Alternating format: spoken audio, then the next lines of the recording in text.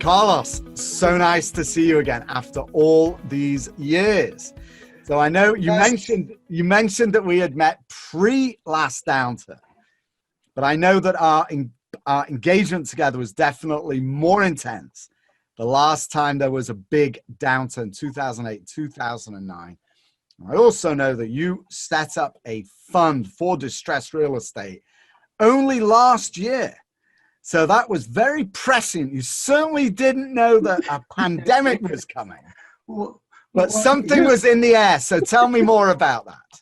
Well, let me talk about that. You know, I had just left CBRE, and I really was longing to do something much like what you and I were doing, you know, 2008, 2011, and so on.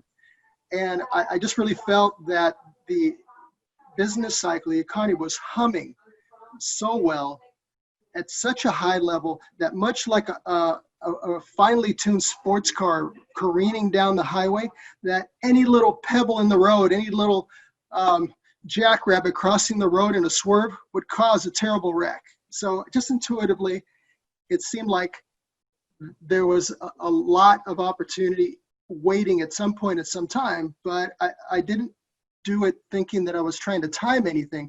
I did it with the basic business model that there's always distress. It just varies. If you look at the pie chart during, like in January, maybe this year, in fact, maybe distress was a little wedge like this.